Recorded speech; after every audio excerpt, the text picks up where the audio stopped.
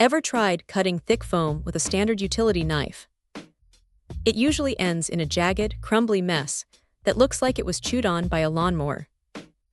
That is exactly where a tool like this 320-watt hot knife steps in.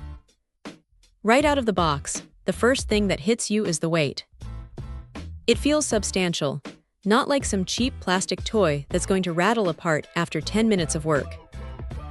The orange casing has a solid, industrial vibe, and the handle is shaped in a way that actually makes sense when you are trying to make long, steady passes through a block of EPS or XPS. What really sets this one apart is the cooling system. Most of these cutters start to get sluggish or overheat if you push them too hard, but this one uses a full-body air circulation setup. It keeps the internals from cooking themselves, which is a massive plus if you have a big project like an EIFS job or a large-scale craft build where you need to keep the blade hot for a long stretch. You can feel the difference in how it maintains its temperature. It doesn't have that annoying habit of losing heat halfway through a thick cut. The kit comes with 3 different blade lengths, which is honestly the smartest part of the package.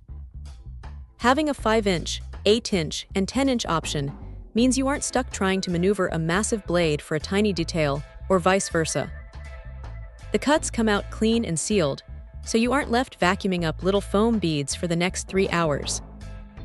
It's satisfying to watch it glide through EVA, or even sponge like it's cutting through warm butter. Now, it isn't perfect. The safety micro switch is a great idea to prevent accidents, but it does take a second to get used to the rhythm of holding it down while you work. If you have smaller hands, you might find the grip a little bulky after an hour or so of continuous use. Also, make sure you're working in a well-ventilated area.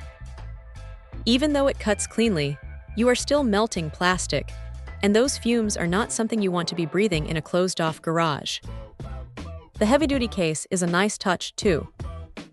It keeps the blades from getting bent or dinged up when they are tossed in a tool bag.